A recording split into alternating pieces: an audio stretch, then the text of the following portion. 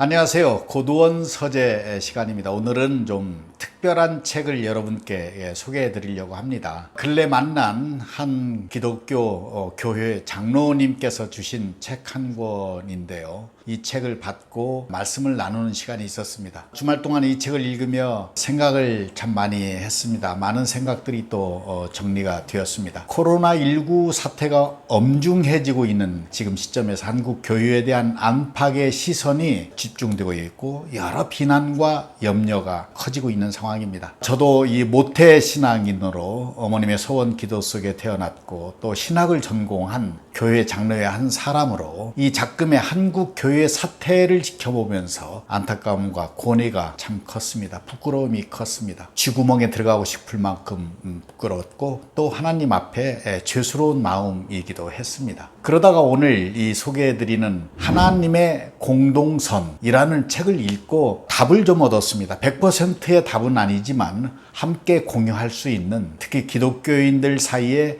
답이 될 수 있겠다 생각했고, 이 답이 비기독교인들에게도 잘 전달돼서 한국 교회 내부에서도 이런 생각을 가진 분들이 다수가 있구나 하는 사실에 조금 안도감을 가졌으면 좋겠다는 생각을 하게 됩니다. 책 속으로 들어가 보죠. 첫 번째 나오는 제목이 세상에서 가장 행복한 기도, 이런 제목이었습니다. 그리고 우리가 잊지 말아야 할 사실이 하나 있다 라면서 이 독일의 신학자 디트리 본헤퍼의 말을 인용하고 있습니다. 그리스도인이 다른 그리스도인들과 영적으로, 신체적으로 모일 수 있다는 일이 결코 당연한 일이 아니다 라고 말합니다. 언제든지 세상일에는 예외적인 상황이 있다는 것이고 꼭 신체적으로 모여야만 예배가 되는 것은 아니라는 뜻이기도 합니다. 그리스도인들이 만나는 사람은 같은 그리스도인들 말고도 질병에 시달리는 사람들, 가난한 노인과 아이들, 노숙인들,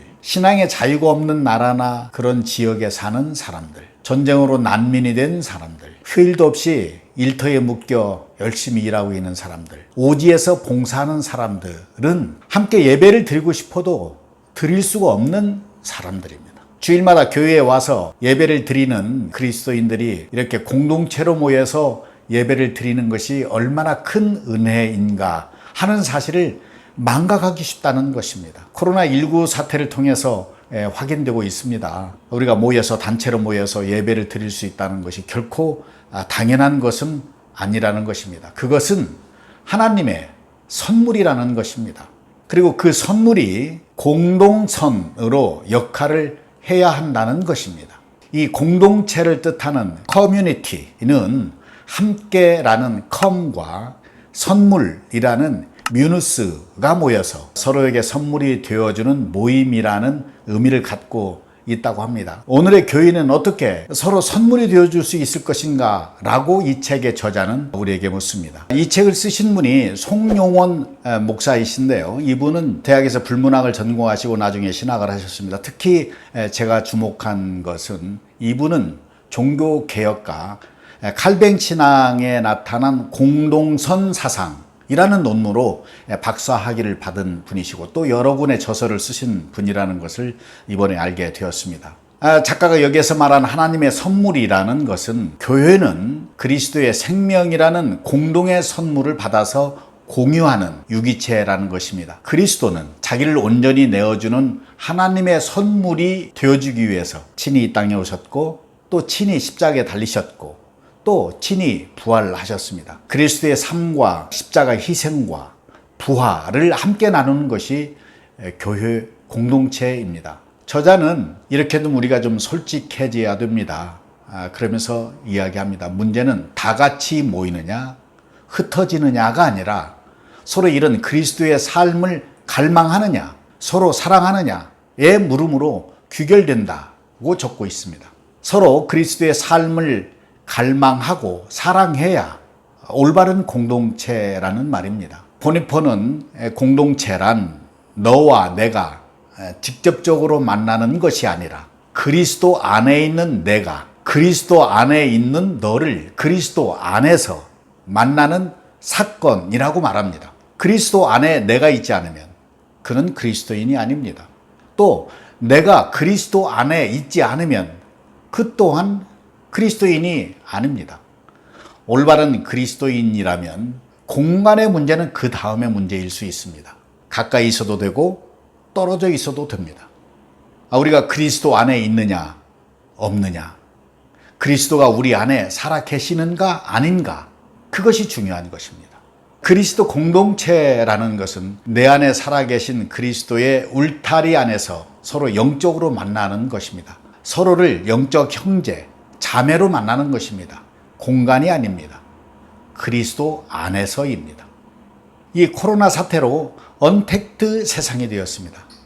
사람과 사람 사이의 접촉이 어려워졌습니다. 그러나 바로 이 언택트의 기회가, 이 시간이 하나님과의 컨택트로 이어질 때 올바른 그리스도인의 자리에 서게 되는 것입니다.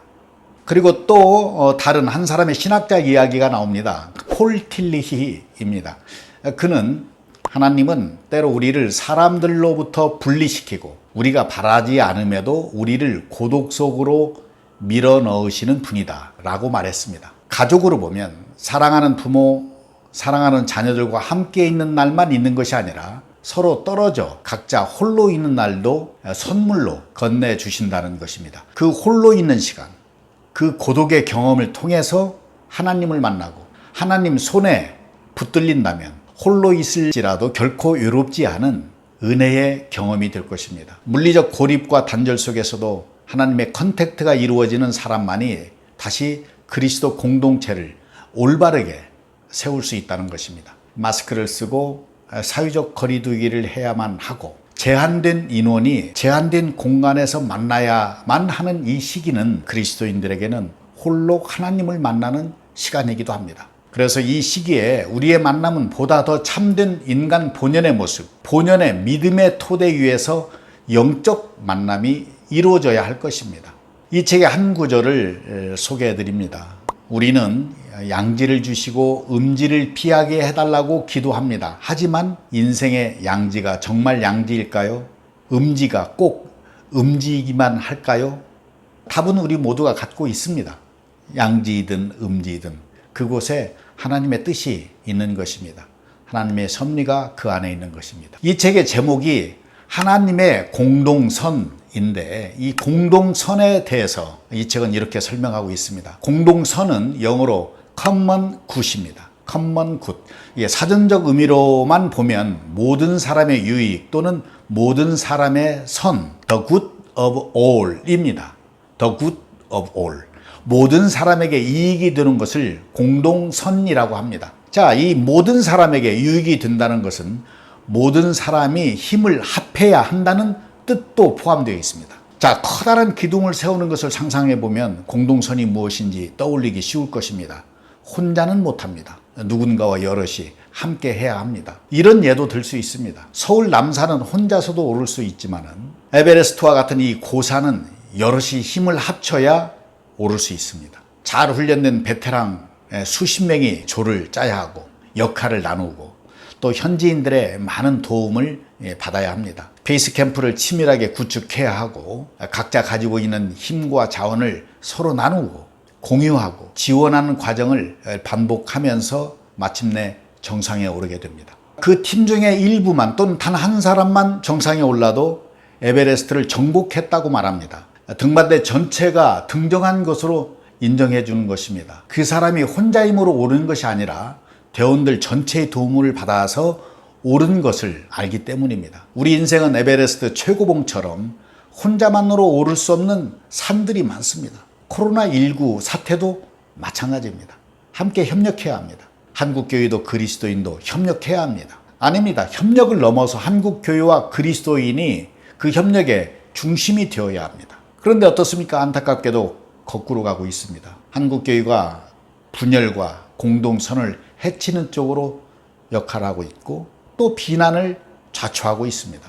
그리스도의 삶, 부활을 선포하고 선교하는 일에 막대한 방해자가 되고 있는 것입니다. 그리스도의 빛을 가리는 것입니다. 저자는 공동선과 공공성을 구별합니다. 얼핏 같은 뜻으로 보일 수 있습니다. 그러나 이 공동선은 공공성보다 훨씬 큰 개념이라고 말합니다. 공공성에서 말하는 공은 영어의 public에 가깝고 공동선에서 말하는 이 공은 커먼에 가깝습니다. 공공성은 전체를 강조하는 개념이지만 공동선은 전체와 개인 모두를 소중하게 여기는 개념이라는 설명입니다. 이 공동선은 전체의 유익도 생각하지만 개인의 유익까지를 염두에 둔 용어입니다. 전체와 개인의 조화를 중요하게 여기는 개념입니다. 또 하나 제가 꽂힌 부분, 그 소제목이 최고선, 공동선, 하나님이라는 제목의 글입니다. 공동선은 그리스도의 삶에서 가장 중심적인 자리를 차지하는 최고의 선이고 그 최고선은 곧 하나님과 연결되어 있다는 말입니다. 나의 선, 너의 선, 우리 모두의 선이 결국 누구를 의지하는가 보니 하나님을 의지하고 있고 무엇에 바탕을 두는가 보니까 하나님께 바탕을 두고 있다는 것입니다. 최고선, 공동선, 하나님은 하나로 연결되어 있습니다. 또 하나 중요한 주제는 보수와 진보 사이에서라는 제목의 글이었습니다. 미국의 소저너스 공동체, 유명한 공동체입니다. 이 공동체를 이끄는 짐 월리스는 이 공동선의 메시지를 꾸준히 설파하는 복음주의자입니다. 그분은 그리스도인은 마땅히 공동선의 가치에 헌신해야 한다고 설파하는 사람입니다. 그분의 관점에서 미국의 교회를 돌아봤을 때 미국의 보수교회가 오류를 범하고 있는 것은 이 복음을 속죄로 제한하는 오류를 범하고 있다는 것입니다. 그리고 미국의 진보교회가 또 오류를 범하고 있는 것은 이 복음을 교훈으로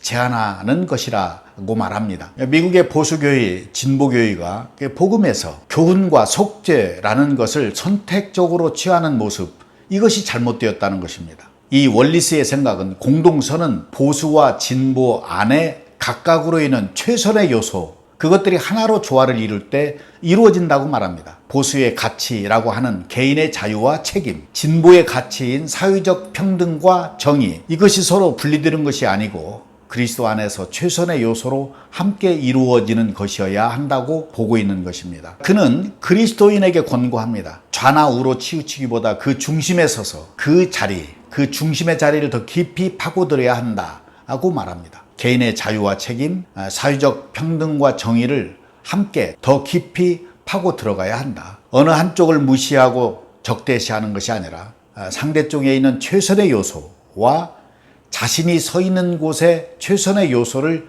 결합하는 것이 우리에게 더 필요한 방식이다고 보는 것입니다. 그리스도인이 가장 경계할 것이 무엇일까요? 오른쪽이든 왼쪽이든 정치적 진영에 매몰되어서 정파적 이익에 탐닉하는 것은 하나님 나라의 공동선을 추구하는 그리스도인들에게는 가장 경계할 일이다 라고 저자는 말하고 있습니다. 지금 우리는 어떻습니까? 한국교회는 어떤 모습으로 우리 사회에 투영되고 있습니까? 화합이나 조화는 고사하고 분열과 적대의 중심이 되고 있습니다. 물론 전체를 말하는 것이 아닙니다. 일부입니다. 정말 일부입니다. 그러나 그 목소리가 워낙 크고 소란스러우니까 마치 그 일부가 전체의 목소리로 들리고 있는 것입니다. 그렇게 전체로 들리게 해서는 안 됩니다. 그렇게 들리는 시간이 길어질수록 한국교회는 진보, 보수를 막론하고 함께 무너질 수 있습니다. 이미 무너져 가고 있습니다. 이 책 속의 한 구절을 좀 소개해 드리겠습니다. 한국교회는 보수와 진보를 막론하고 각자 자신이 취한 정치적 이념을 복음과 거의 대동소이한 가치가 있는 것처럼 주장하는 태도를 취해왔습니다. 그리스도인만이라도 세상 이념에 사로잡혀 상대를 악마화하거나 폭력으로 압제하거나 거짓으로 소유시키는 정치 집단을 향해서 하나님의 공의로운 심판을 되새기는 역할, 하나님 나라의 시민으로 살아가며 그리스도의 모범을 가리키는 이정표 역할을 동시에 감당해야 합니다 라고 적고 있습니다. 그런데 그러고 있습니까? 깊은 반성과 성찰이 필요한 절박한 시점이 아닐 수 없습니다. 한국 교회에는 위대한 전통이 있습니다. 우리 가운데 위대한 그리스도인들이 이루어 놓은 전통입니다. 당대 최고의 의사였지만 병원 옥탑방에서 무소유의 삶을 살면서 빈자들을 무료 진료하고 의료보험의 싹을 마련했던 장기려 박사, 오산학교를 설립한 결의 스승이면서도 똥통 청소는 도맡았던 남강 이승훈 선생님, 미국에서 고학 끝에 일군 서구식 기업을 고국에서 더욱 꽃피우고 그 결실을 사회에 일체 환원한 유일한 박사, 피난민으로 시작된 대형교회 목표를 하면서도 청빈, 검소, 겸손으로 나라와 민족을 아름답게 섬겼던 한경직이 목사, 이 밖에도 많습니다. 헤아릴 수 없습니다. 이런 한국교회의 위대한 선각자들은 하나같이 물신주의, 그리고 성공주의, 국가주의, 개인주의의 우상에 굴복하는 이 사적 신앙의 유혹에 빠지지 않았습니다. 이 선각자들이 만들어 놓은 위대한 전통이 지금 뿌리채 흔들리고 무너져가고 있는 것입니다. 단절과 몰락을 자초하고 있습니다. 이 책의 끝부분에 그리스도와 하나가 된다는 것이 무엇인지를 말하고 있습니다. 그 요점은 자신의 유익만 추구하는 모습이 아니라 타자를 배려하는 모습으로 선명하게 바뀌어 가야 한다는 것입니다. 그것이 하나님과 하나가 되는 삶이고, 그 역할을 한국 교회가 함께 담당해야 합니다. 마지막으로 이 책의 끝구절을 좀 읽어드리겠습니다. 공동선으로 물들어 있는 우주는 고통이 없는 우주가 아닙니다. 하나님은 선으로 악을 이기는 정원으로 우주를 지으셨지, 악은 없지만 선도 없는 허무한 공터로 조성하지 않으셨습니다. 혼돈과 공허는 창조의 반대말입니다. 우리의 인생길도 걷다 보면 길에 파인 구멍이나 바닥에 널린 돌멩이로 방해를 받을 수 있습니다. 하지만 그 길에서 우리 안에 절대로 포기하지 않는 어떤 사랑이 피어났다면, 또 자기보다 다른 사람에게 더 마음을 쓰는 사랑이 피어났다면, 또 다른 사람에게 자신의 뜻을 강요하지 않는 사랑을 가지게 되었다면, 평탄하지 않았던 그 역경과 고난의 길이 다름 아닌 최고선으로 가는 길이자 공동선으로 이끄는 좋은 길이었음을 깨닫는 날도 오지 않을까요? 그렇습니다. 우리는 지금 고통의 강을 건너고 있습니다. 혼돈과 공허의 통로를 어렵게 지나고 있습니다. 그러나 그 고통의 강, 혼돈과 공허의 통로는 하나님의 새로운 창조의 시작일 수 있습니다. 선물일 수 있습니다. 그 지향점이 공동선으로 이어져야 합니다.